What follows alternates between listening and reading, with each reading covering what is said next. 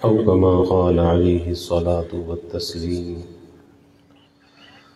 رب اشرح لي صدري ويسر لي أمري واحلل عقدة من لساني يفقهوا قولي. سبحانك لا علم لنا إلا ما علمتنا إنك أنت العليم الحكيم.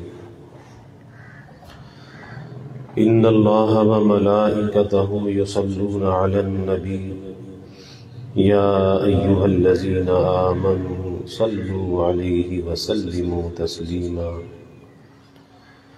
اللهم صل على محمد عبدك ورسولك وصل على المؤمنين والمؤمنات والمسلمين والمسلمات. صدق الله العظيم وصدق رسوله النبي الكريم ونحن على ذلك لمن الشاهدين والشاكرين والحمد لله رب العالمين. اللہ رب العزت کا بے حد شکر اور احسان ہے کہ آج ہم ایسی بابرکت محفل میں جمع ہیں کہ جس محفل کا عنوان ہے استقبال رمضان. رمضان کیا ہے؟ رمضان اللہ کا بھیجا ہوا مہمان ہے. تو ہمارا یہ جمع ہونا کسی اپنے جیسے انسان کے استقبال کے لیے، اس کی تیاری کے لیے نہیں ہے. ہم سب جو یہاں پر جمع ہوئے ہیں اس کا مقصد یہ ہے کہ اللہ کا جو مہمان ان قریب ہم تک پہنچنے والا ہے اس مہمان کا استقبال کس طرح سے کیا جائے. وہ مہمان اللہ کا بھیجا ہوا ہے اور وہ تیاری کس طرح سے کی جائے کہ اللہ کا بھیجا ہوا مہمان آئے، ہمارے استقبال سے، ہماری تیاری سے اللہ کا مہمان ہم سے خوش ہو کر جائے، وہ ہم سے ناراض ہو کر نہ جائے. تو بہت ہی بابرکت ہے یہ اجتماع، ہم سب کا جمع ہونا. اور یہ ہمارے حاجی حنیف صاحب حفظ اللہ ان کو بہت جزائے خیر عطا فرمائے، ان کی صحت میں اللہ برکت عطا فرمائے، زندگی میں برکت عطا فرمائے. کہ ایک شوق کی بات ہوتی ہے کہ کئی مہینے پہلے سے یاد کراتے ہیں کہ یاد ہے کہ یہ رمضان کا پروگرام کرنا ہے. ربیع الاول آنے سے پہلے ہمارے یہ دو پروگرام ہوتے ہیں. تو ربیع الاول سے پہلے بھی یہی کیفیت ہوتی ہے کئی مہینے پہلے سے. تو یہ اللہ نے ایک شوق، ایک جذبہ ان کو دیا ہے اور بہت ہی قابل قدر یہ جذبہ ہے. اللہ تعالیٰ ان پر، ان کے خاندان پر اپنی رحمتوں کو نازل فرمائے، برکتوں کو نازل فرمائے. میں یہ عرض کر رہا تھا کہ ہمارا یہ مل بیٹھنا یہ بہت ہی مبارک ہے کہ ہم اس فکر کے ساتھ بیٹھے ہیں کہ اللہ کے مہمان کا استقبال کس طرح سے کیا جائے. تو یہ بہت آسان ہے کیونکہ اللہ کا یہ مہمان ہر سال ایک مہینے کے لیے ہمارے پاس آتا ہے اور اللہ اس کی میزبانی کا جو شرف ہے وہ ہمیں عطا فرماتا ہے. بہت سے لوگ ایسے ہیں کہ اس مہمان کی آمد پر، معزز مہمان ہے، محترم مہمان ہے، بہت ہی عظمت والا یہ مہمان ہے. تو اس مہمان کے آنے پر اس کے بوجھ تلے دب جاتے ہیں اور دب کر شب و روز اس فکر میں گزر جاتے ہیں کہ اللہ کے اس مہمان کا ہم سے حق ادا ہو جائے. اور جب یہ بوجھ اور یہ فکر دل میں پیدا ہوتی ہے تو پھر ہم ایسے لوگوں کو دیکھتے ہیں کہ ان کے شب و روز بہت ہی قیمتی ہوتے ہیں. کہ رمضان کا مہینہ آیا اور قرآن مجید کی تلاوت شروع ہو گئی، اور ماشاءاللہ ایسے ایسے لوگ، ایسی ایسی خواتین کہ 10 15 پارے یومیہ کی تلاوت ہے، 20 پارے کی تلاوت ہے، بعض جگہ پر ایک قرآن مجید یومیہ کی تلاوت ہے. ابھی چند دن پہلے ایک نوجوان نے مجھے بتایا کہ رمضان میں کبھی 20 قرآن پاک ختم ہوتے ہیں، کبھی 22، کبھی 27 بھی ہو جاتے ہیں. آپ اندازہ لگائیے. اب یہ کیا ہے؟ یہ اس مہینے کے ساتھ ایک تعلق ہے، ربط ہے، کیونکہ رمضان اور قرآن کا آپس میں جوڑ ہے. شہر رمضان الذی انزل فیہ القرآن، کہ اللہ نے قرآن کو رمضان میں نازل کیا، تو اس کا آپس میں جوڑ ہے. تو اس مہمان کی آمد پر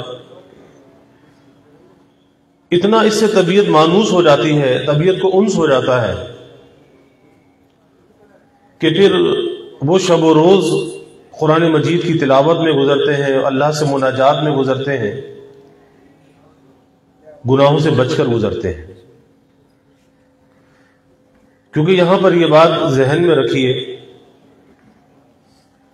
کہ اللہ کے اس مہمان کو خوش کرنے کے لیے، راضی کرنے کے لیے سب سے پہلی جو چیز ہوتی ہے نا، یہ تو اللہ کا مہمان ہے، اس کی تو بہت عظمت ہے، احترام ہے. انسان کے آپس کے تعلقات کے اندر بھی جو چیز سب سے زیادہ اہم ہوتی ہے آپس کے رشتوں میں، کہ اگر انسان کسی کو راحت پہنچانا چاہتا ہے، کسی کا دل خوش کرنا چاہتا ہے، تو سب سے پہلی چیز یہ ہوتی ہے، سب سے پہلا قدم یہ ہوتا ہے کہ اسے تکلیف سے بچائے، اذیت و تکلیف نہ پہنچائے. یہ سب سے پہلا قدم ہے. کہتے ہیں انسان کو باادب ہونا چاہیے، انسان کے اندر ادب ہونا چاہیے. تو ادب کس چیز کو کہتے ہیں؟ ادب کوئی جھک کر ملنے کو نہیں کہتے، کسی کو جھک کر سلام کرنے کو ادب نہیں کہتے، کسی کو بٹھا کر چائے پلا دی، کھانا کھلا دی، یہ ادب نہیں ہے.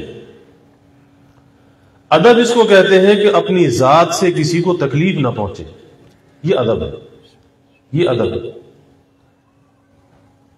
تو اسی طرح اس ماہ مقدس کا ادب یہ ہے کہ اس ماہ مقدس کو جس چیز سے تکلیف پہنچتی ہے، اللہ کا یہ مہمان جس چیز کو پسند نہیں کرتا، وہ ہے گناہ، وہ ہے اللہ کی نافرمانی.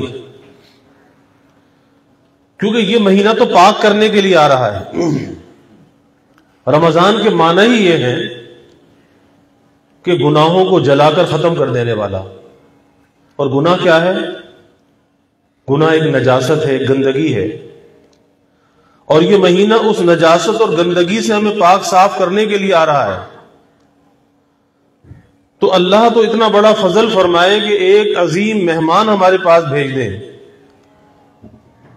کہ جو ہم سے کچھ لینے تو نہ آئے لیکن ہمیں کچھ دینے کے لیے آئے.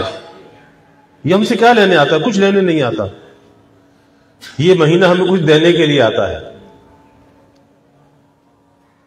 اور اگر اس کے آنے پر بھی ہم اس سے لینے والے نہ بنے تو پھر اس سے بڑی اور کیا محرومی ہو سکتی ہے کہ اللہ نے اپنا مہمان ہمارے در پہ بھیج دیا. تو مر مٹنے کا مقام ایک عاشق کے در پر اس کے محبوب کا کوئی مہمان آ جائے اور وہ دروازہ نہ کھولے. کیسا عاشق ہے یہ، کیسا محبت کا دعوے دار ہے کہ محبوب نے ایک مہمان بھیجا کہ میرے اس مہمان کا اکرام کرو. آپ دیکھ لیں ہمارا کوئی مہمان آتا ہے کتنا خیال کرتے ہیں. اس کے کھانے پینے کا، اس کی ضروریات کا، اس کو گھمانے کا، اور سب سے زیادہ یہ کہ بھئی اس کو کوئی تکلیف نہ پہنچے، اس مہمان کو کوئی تکلیف نہ پہنچے، یہ مہمان راحت سے رہے۔ تو اسی طرح سے یہ اللہ کا مہمان ہے، اور یہ اللہ کا مہمان ہمارے در پر آ رہا ہے۔ اب اس کا ادب، اس کا احترام، اس کا خیال رکھنا یہ ہمارے ذمہ لازم ہے، کیوں آ کس کی جانب سے رہا ہے۔ دیکھنا یہ چاہیے کہ ہمارا رب، ہمارا مالک، ہمارا خالق، وہ ہمارے پاس اسے بھیج رہا ہے، اور جب وہ اللہ ہمارے پاس اس مہمان کو بھیج رہا ہے تو یاد رکھیے کہ یہ ہمارے لیے بہت بڑی آزمائش اور امتحان بھی ہے۔ آزمائش، امتحان ہے کہ ہم اس آنے والے مہمان کے ساتھ سلوک کیا کرتے ہیں، سلوک کیا کرتے ہیں۔ اگر اچھا سلوک کیا، یہ مہینہ ہم سے خوش ہو کر گیا، اللہ کے دربار میں ہمارا سفارشی بن جائے گا۔ یہ روزہ بھی سفارش کرے گا، یہ قرآن بھی سفارش کرے گا، اور یہ دونوں اتنے بڑے بڑے سفارشی ہیں، حدیث میں آتا ہے اتنے بڑے سفارشی کہ دنیا میں کہیں کوئی کام پھنس جائے نا، آدمی سفارشی تلاش کرتا ہے کہ بھئی کوئی سفارش مل جائے، لیکن یہ سفارشی بہت بڑے سفارشی ہیں، روزہ اور قرآن، کہ قیامت کے دن کوئی سفارشی ملنے والا نہیں، وہ تو ایک افراتفری کا دن ہوگا، نفسا نفسی کا دن ہوگا۔ اس دن بھلا وہاں پہ کون کس کو کیا پہچاننے لگا؟ ماں کہے گی تو میرا بیٹا نہیں، باپ کہے گا تو میرا بیٹا نہیں، ماں کہے گی میں نے تجھے جنا نہیں، بھائی نہیں پہچانے گا، دوست نہیں پہچانے گا۔ یوم یفر المرء من اخیہ وامہ وابیہ وصاحبتہ وبنیہ، دوست بھی انکار کر دے گا، بیٹا بھی انکار کر دے گا، کوئی نہیں پہچانے گا۔ تو اس دن سفارشی کہاں سے لائیں گے؟ کون ہمارا سفارشی ہوگا؟ کہ وہ اللہ کا دربار، وہاں بھی سفارش ہوگی، شفاعت ہوگی، تو پھر اللہ کے اس دربار میں یہ روزہ بھی سفارشی ہوگا، یہ قرآن بھی سفارشی ہوگا، اور سب سے بڑھ کر ہمارے محبوب صلی اللہ علیہ وسلم، رحمت کائنات، سرور دو عالم صلی اللہ علیہ وسلم اپنے امتی کے سفارشی ہوں گے، شفاعت فرمائیں گے۔ تو ہمیں یہ سوچنا چاہیے کہ اب تک زندگی میں جو ہمارے رمضان آئے، کیا زندگی کا کوئی ایک رمضان ہم نے ایسا گزارا کہ جس کے بارے میں ہم یہ کہہ سکیں، ہمارے دل کو یہ اطمینان ہو کہ بھئی یہ رمضان ہمارا ایسا تھا، یہ اللہ کے دربار میں یہ رمضان، یہ روزہ، یہ قرآن، یہ ہمارے سفارشی بن جائیں گے؟ کبھی اپنا جائزہ تو لینا چاہیے نا۔ یہ نہیں کہ رمضان تو جیسا تیسا گزارا، عید خوشیوں کے ساتھ منا لی۔ ارے جس نے رمضان صحیح نہ گزارا، بھلا اس کی کیا عید ہے اور اس کی کیا خوشی ہے؟ اصل خوشی دنیا کی خوشی نہیں ہے، اصل خوشی آخرت کی خوشی ہے۔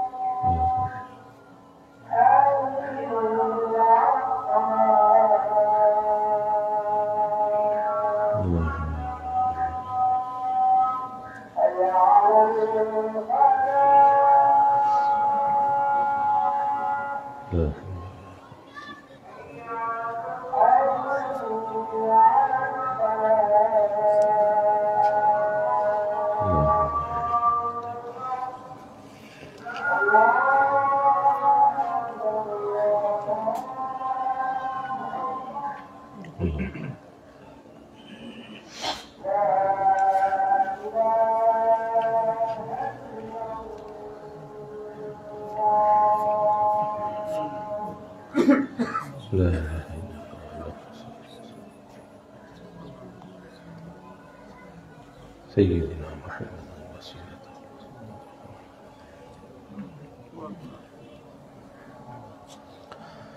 میں کر رہا تھا کہ یہ مہینہ اس کا استقبال، کیونکہ اللہ کے دربار میں سفارشی ہے، اور اگر اس کا ادب نہ کیا، احترام نہ کیا، تو پھر شکایتی بھی ہو سکتا ہے، اور اللہ نہ کرے شکایتی ہو جائے تو پھر کیا نجات کی امید ہے؟ تو اپنے ماضی کو دیکھ کر کہ ماضی میں کوئی رمضان ایسا گزرا، یقیناً جواب اندر سے ملتا ہے کہ نہیں گزرا، تو پھر اس رمضان کو قیمتی بنا لیں۔ اور حدیث میں آتا ہے کہ ہر عمل کو اپنی زندگی کا آخری عمل سمجھ کر کرو۔ ممکن ہے کہ یہ رمضان زندگی کا آخری رمضان ہو، شاید اس کے بعد مہلت نہ ملے، تو اس آخری رمضان اگر زندگی کا ہے، اسے ایسا قیمتی بنا لیں کہ اللہ کے دربار میں ہمارا سفارشی بن جائے، ہمارے لیے نجات کا ذریعہ بن جائے۔ اب یہ رمضان قیمتی کس طرح سے بنتا ہے؟ کیونکہ اس کے فضائل تو بے شمار ہیں۔ حدیث میں آتا ہے اس کا پہلا عشرہ رحمت ہے، اس کا دوسرا عشرہ مغفرت ہے، اس کا تیسرا عشرہ جہنم سے نجات کا ہے، پھر اس کے روزوں کی فضیلت، اس کی تراویح کی فضیلت تو بہت زیادہ ہے، کہ رحمت برکت بہت زیادہ ہے۔ لیکن اس مہینے کو قیمتی بنانے کے لیے سب سے پہلی چیز یہ ہے کہ اسے گناہوں سے آلودہ نہ کیا جائے، اسے گناہوں سے میلا کچیلا نہ کیا جائے۔ سب سے پہلی چیز یہ ہے کہ آج روزہ رکھنے والے تو بہت ہیں، مردوں میں خواتین میں کثرت سے لوگ روزے رکھتے ہیں۔ ماشاءاللہ رمضان کا مہینہ آتا ہے تو ایک رمضان کی فضا بھی نظر آتی ہے، لیکن جس چیز کی کمی ہے کہ ہمارا وہ روزہ قیمتی روزہ نہیں بنتا، وہ کمی یہ ہے کہ ہم گناہوں کو نہیں چھوڑتے۔ روزہ تو رکھ لیتے ہیں لیکن ہم گناہوں کو نہیں چھوڑتے، اور ان گناہوں کے اندر جو سب سے زیادہ ابتلا ہے وہ زبان اور آنکھ کے گناہوں کا ہے۔ یہ زبان بھی بہکتی رہتی ہے، آنکھ بھی بہکتی رہتی ہے، یہ دونوں چیزیں سب سے زیادہ بے احتیاطی کا سبب۔ اور نتیجہ کیا ہوتا ہے کہ جب زبان بہکتی ہے اس کی بربادی دل پر آتی ہے، دل برباد ہوتا ہے۔ جب آنکھ بہکتی ہے، دیکھتی تو آنکھ ہے لیکن اس کی بربادی کا اثر دل پر آتا ہے۔ اور اللہ تعالیٰ کی تجلیات کا جو مرکز ہے وہ بھی یہ دل ہے، اور اللہ کی تجلیات پاک ہیں، اور وہ تجلیات پاک جگہ پر آتی ہیں، وہ ناپاک جگہ پر نہیں آتی۔ تو جو جگہ جو دل گناہوں سے نجس ہے، ناپاک ہے، بھلا وہ اللہ کی تجلیات کا مرکز کیسے بن سکتا ہے؟ ہم سوچتے ہیں کہ ہم نے روزہ رکھ لیا اور بس خوش ہے کہ شام کو ہم نے افطار بھی کر لی، جبکہ حدیث میں آتا ہے اللہ کے حبیب صلی اللہ علیہ وسلم نے فرمایا کہ بعض روزے دار ایسے ہیں کہ جنہیں بجز بھوکا پیاسا رہنے کی مشقت کے اور کچھ حاصل نہیں ہوتا۔ صبح سے شام تک روزے کی نیت سے بھوکے پیاسے تو رہے،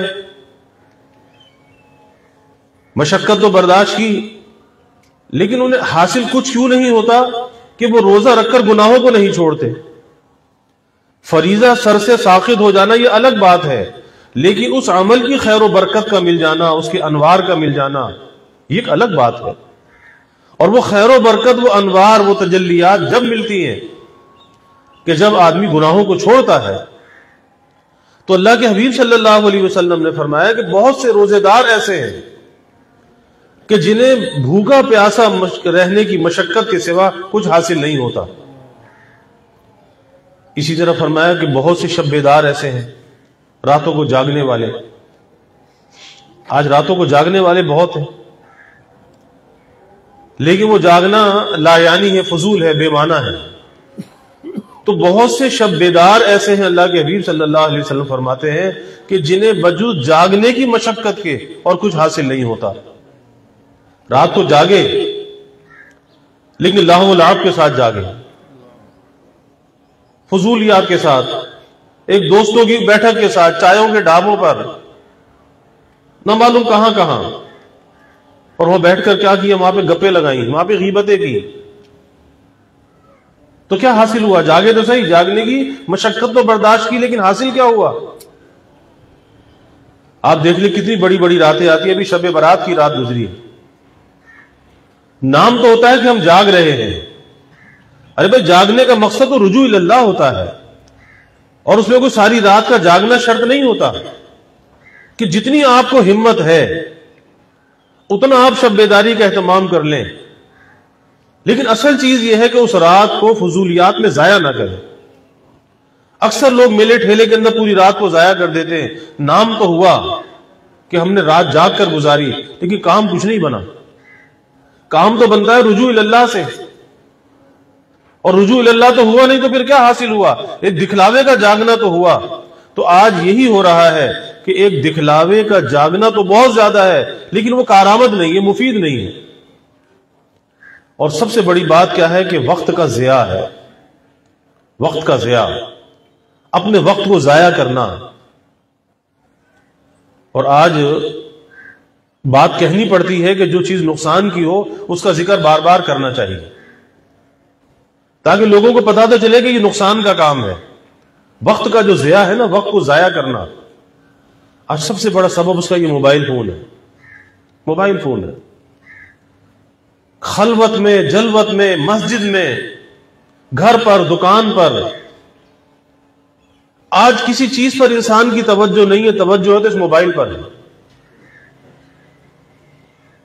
نہ اپنی نوکری کی فکر، نہ اپنے کاروبار کی فکر، نہ بیوی کی فکر، نہ اولاد کی فکر، نہ گھر بار کی فکر ہے تو اس کی موبائل کی فکر ہے۔ آپ دیکھ لیں، ہر آدمی اپنا اپنا اندازہ لگا سکتا ہے کہ جہاں بیٹھے، جیسے بیٹھے، ہر ایک نے اپنا موبائل نکالا اور شروع ہو گئے۔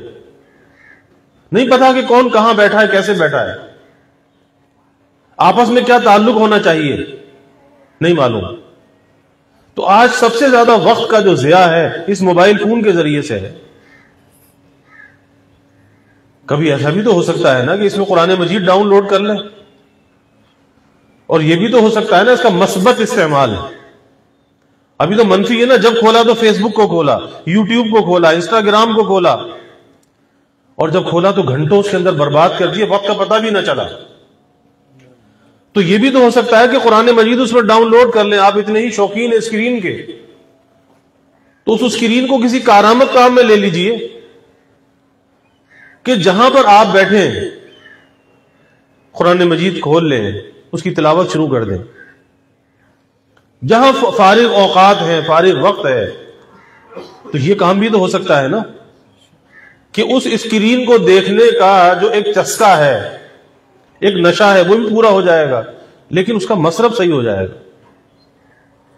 اس کے اندر مسنون دعائیں ہیں، مناجات مقبول ہے، حسن حسین ہے، حزب العظم ہے، اس کو ڈاؤن لوڈ کر لیجئے کہ روزانہ کم از کم اس کی ایک منزل تو پڑھ لیجئے۔ اسی طرح درود پاک کے مجموعے ہیں، زاد السعید ہے، اس کو آپ ڈاؤن لوڈ کر لیجئے، 40 درود پاک ہیں کہ روزانہ ایک مرتبہ کم از کم وہ 40 درود پاک پڑھ لیجئے، اس میں درود بھی ہیں، سلام بھی ہیں، کہ روزانہ ہمارا یہ ہدیہ، درود پاک کے یہ نذرانے نبی کریم صلی اللہ علیہ وسلم کی خدمت میں پہنچتے رہے۔ تو یہ مصرف بھی تو صحیح ہو سکتا ہے نا، اسے ضرورت میں استعمال کیجئے، بلا ضرورت کے استعمال نہ کیجئے۔ تو آج وقت کا جو ضیاع ہے، بہت زیادہ وقت کا ضیاع آج اس موبائل فون کے ذریعے سے ہو رہا ہے۔ اور یہ وقت اللہ نے ایسا قیمتی سرمایہ دیا ہے، یہ وقت کا جو سرمایہ ہے نا، یہ قیمتی بھی بہت ہے، لیکن اللہ نے بلا قیمت کے ہمیں دیا ہے، بلا قیمت کے۔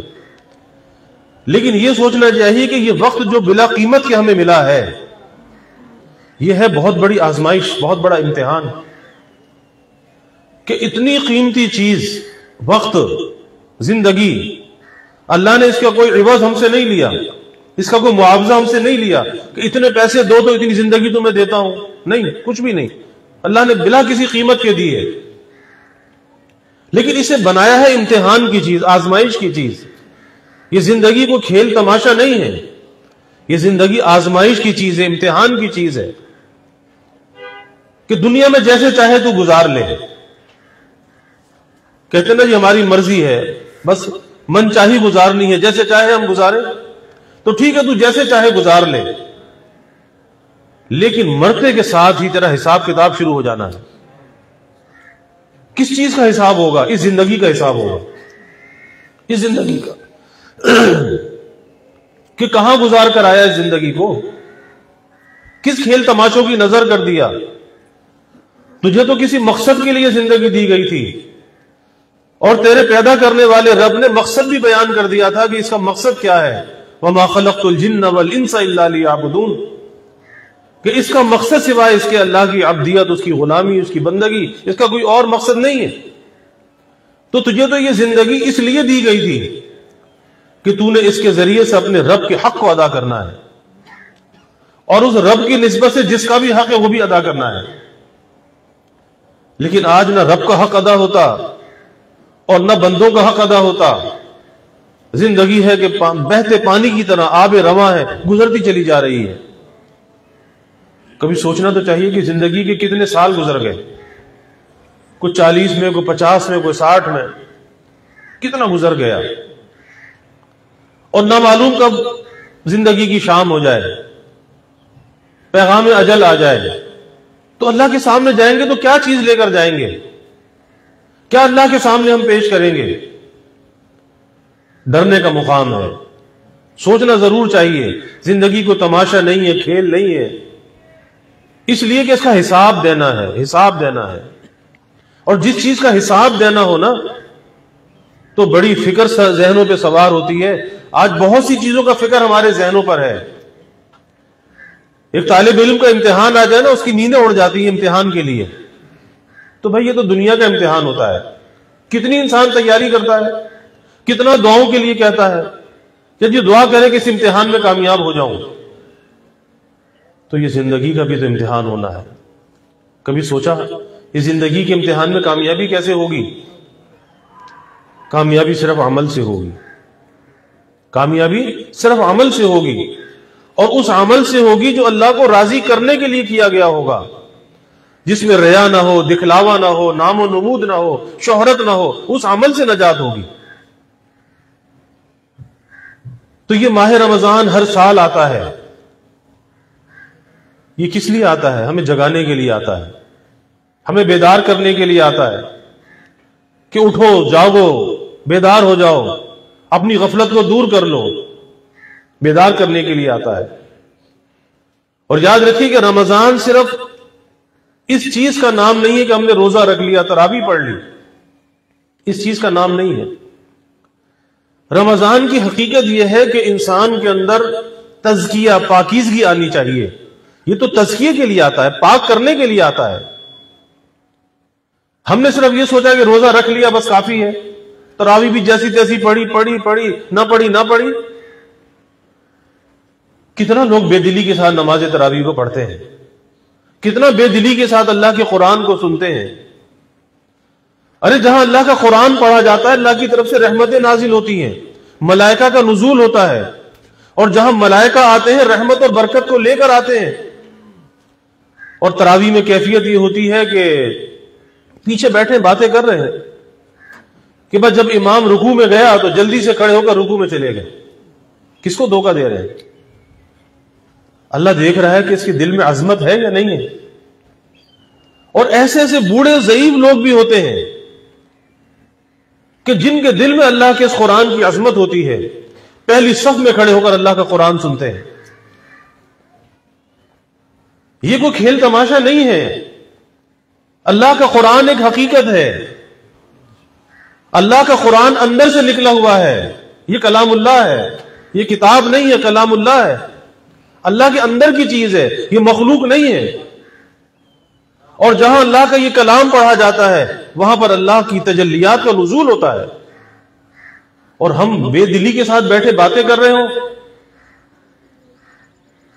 اللہ نے قرآن میں کہا نا کہ جب اس قرآن کی تلاوت کی جائے تو خاموش ہو کر سنو، لیکن وہاں تو مسجد میں بیٹھ کر باتیں ہو رہی ہیں، پھر کیا پائے گا؟ میں یہ عرض کر رہا ہوں کہ رمضان تو گزر جائے گا، لیکن ہم وہیں کے وہیں رہ جائیں گے، جہاں پہلے تھے وہاں رہ جائیں گے، اور جو رمضان ہمیں کچھ دینے کے لیے آیا تھا ہم اس سے محروم ہو جائیں گے۔ رمضان نام ہے اپنی عادات کی تبدیلی کا، تزکیہ تصفیہ کس کو کہتے ہیں؟ اپنے آپ کو بدلنا۔ کتنے زندگی کے رمضان گزر گئے، کیا اپنے آپ کو بدلا؟ اپنے اندر کو تبدیلی پیدا کی؟ نماز ہے، روزہ ہے، حج ہے، یہ رمضان کا مہینہ ہے، یہ ساری چیزیں اس لیے ہیں انسان اپنے آپ کو بدلے۔ ہم زمانے کو بدلنا چاہتے ہیں لیکن اپنے آپ کو نہیں بدلتے، کہتے ہیں جی زمانہ بدل جائے، حالات بدل جائیں۔ تو حالات کیسے بدل جائیں؟ ارے بھائی حالات بھی تو ہم سے ہی ہے نا، انسانوں کی موجودگی سے حالات پیدا ہوتے ہیں۔ اچھے انسان ہوتے ہیں تو اچھے حالات ہوتے ہیں، اور برے انسان ہوتے ہیں تو برے حالات ہوتے ہیں۔ اگر آج حالات برے نظر آتے ہیں، خراب نظر آتے ہیں، اس برے حالات میں کس کا دخل ہے؟ اس برے حالات میں ہماری بدعمالیوں کا دخل ہے۔ کسی اور کو مورد الزام نہیں ٹھہرانا چاہیے کہ جی فلاں ایسا فلاں ایسا، نہیں، ہماری وجہ سے حالات خراب ہیں۔ تو اس لیے یہ مہینہ تو تبدیلی کا مہینہ ہے، اور وہ تبدیلی کا جو آغاز ہے وہ اپنی ذات سے ہوا کرتا ہے، اپنے آپ کو درست کرنے سے ہوتا ہے۔ کتنے رمضان آئے اور چلے گئے، لیکن ہماری عادات میں، ہمارے اطوار میں، ہماری اخلاقیات کے اندر کوئی تبدیلی واقع نہیں ہوئی۔ تو اسی لیے اللہ کے حبیب صلی اللہ علیہ وسلم نے فرمایا نا کہ بھوکا پیاسا تو رہا، اس کی مشقت تو برداشت کی، لیکن اس کا جو فائدہ پہنچنا چاہیے تھا وہ فائدہ حاصل نہیں کر سکا۔ کس وجہ سے؟ کہ اپنے آپ کو بدلنے کا کوئی عزم اور ارادہ نہیں کیا۔ تو ہمیں اس عزم اور ارادے کو اپنے اندر پیدا کرنا چاہیے کہ ہم نے اس رمضان میں اپنے آپ کو تبدیل کرنا ہے، اپنے آپ کو بدلنا ہے۔ اس کا ایک حصہ یہ ہے کہ عبادات کے اندر غیر رمضان سے زیادہ رمضان میں عبادات کا اہتمام ہونا چاہیے۔ اور اس مہینے میں عبادات کا کرنا تو بہت آسان ہے۔ کس طرح سے آسان ہے؟ کہ ایک ایسا ماحول، ایک ایسی فضا بنی ہوئی ہوتی ہے کہ جس میں انسان کے لیے نیکی کا کرنا بہت آسان ہوتا ہے۔ اس ماہ مقدس کی برکت ہوتی ہے کہ طبیعت نیکی کی طرف خود بخود چلتی ہے۔ سارا سال انسان کو اتنا خیال نہیں ہوتا جتنا رمضان میں ہوتا ہے کہ چلو ایک قرآن مجید تو ختم کر لیں۔ سارا سال نہیں ہوتا، لیکن رمضان میں ضرور یہ فکر ہوتی ہے۔ تو پتہ چلا کہ یہ مہینہ ایسی خیر و برکت لے کر آتا ہے کہ انسان اندر سے خود بخود اس کے اندر ایک داعیہ، ایک جذبہ پیدا ہوتا ہے کہ چلو کچھ کرنا چاہیے۔ لیکن ہم کیا کرتے ہیں؟ ہم اس اندر کے داعیے کو دبا دیتے ہیں، ہم اس اندر کے تقاضے پر عمل نہیں کرتے۔ ہم کہتے ہیں اچھا ہاں صبح کریں گے، شام کریں گے، آج کریں گے، کل کریں گے۔ کس وجہ سے؟ کہ ہمیں تو سستی کی عادت پڑی ہوئی ہے، اس غفلت کی عادت پڑی ہوئی ہے۔ ہماری طبیعتیں سستی کے ساتھ مانوس ہو چکی ہیں، کاہلی کے ساتھ، سستی کے ساتھ۔ حالانکہ بزرگوں نے لکھا ہے کہ جب کسی نیکی کا داعیہ تقاضا دل کے اندر پیدا ہو، فوراً اس نیکی کو کر گزرو۔ کیوں؟ کہ ایک غیبی فرشتہ ہے جو تمہارے دل میں نیکی کو الہام کر رہا ہے۔ اس تقاضے پر عمل کر لو گے، یہ تقاضا آنا باقی رہے گا، اور اگر اس پر عمل نہیں کیا، آہستہ آہستہ یہ داعیہ ختم ہو جائے گا، یہ نیک تقاضے دل میں آنا ختم ہو جائیں گے۔ اور اس کی مثال یہ دی کہ آپ کے دروازے پر کوئی آپ کا مہمان آئے، کوئی معزز مہمان دستک دے، آپ دروازہ کھول دیں گے تو اندر آ جائے گا، اور اگر آپ دروازہ نہیں کھولیں گے وہ دستک دے دے کر بالآخر چلا جائے گا۔ تو اسی طرح یہ جو داعیہ پیدا ہوتا ہے نا، تقاضا، بھئی فلاں نیک عمل کر لو، فلاں کام کر لو، تقاضا، تو یہ دستک پر اس دل کے دروازے کو، عمل کے دروازے کو کھول دینا چاہیے. جب عمل کے دروازے کو کھول دیں گے، یعنی ہم عمل کر گزریں گے، بس یہ دائیہ باقی رہے گا اور یہ بڑھتا رہے گا، زندگی میں نیکیاں بڑھتی رہیں گی. تو اس مہینے میں عبادات کا اہتمام زیادہ ہونا چاہیے، اور وہ عبادات کا اہتمام آسان بھی ہے. مثلا اس کے 2 مواقع ہیں. سحری کے لیے انسان بیدار ہوتا ہے.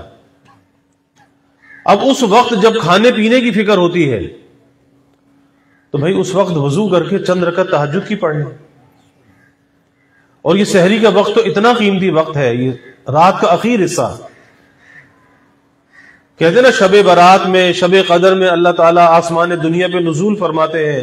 ساری رات اللہ کی طرف سے اعلان ہوتا ہے کوئی بخشش چاہنے والا، مغفرت چاہنے والا، کوئی رزق کا طالب، کوئی گنہگار کی گناہوں کی معافی چاہنے والا. ساری رات اعلان ہوتا ہے. تو اسی طرح رات کا جب اخیر حصہ ہوتا ہے، ہر رات میں اللہ کی طرف سے یہ اعلان ہوتا ہے.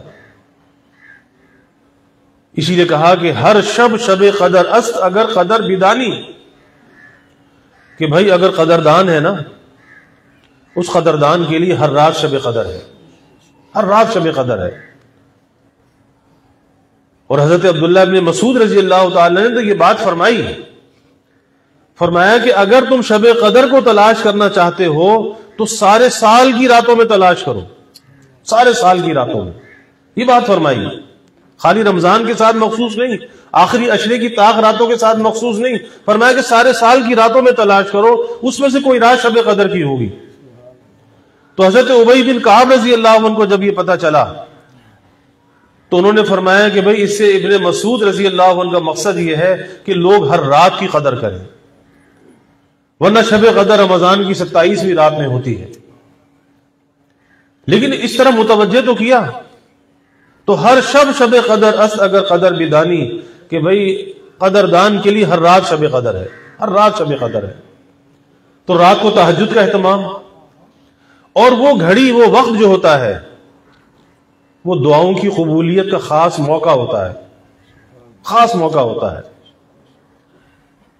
حدیث شریف میں آتا ہے کہ رات اور دن میں اللہ نے ایک گھڑی، ایک ساعت ایسی رکھی ہے کہ اس گھڑی میں، اس ساعت میں بندہ جو دعا کرتا ہے اللہ اس کی دعا کو قبول کر لیتا ہے. اب وہ گھڑی کون سی ہے؟ آپ صلی اللہ علیہ وسلم نے نہیں بتائی کہ وہ کون سی ساعت ہے جس میں دعا قبول ہوتی ہے. اور اس نہ بتانے کا مقصد بھی یہی ہے کہ بندہ ہر وقت اللہ کی طرف متوجہ رہے، اور جب وہ گھڑی آئے گی وہ بھی اس کو مل جائے گی. لیکن اس میں 40 سے زیادہ اقوال آتے ہیں، 40 کے قریب اقوال ہیں کہ کس وقت وہ گھڑی ہے.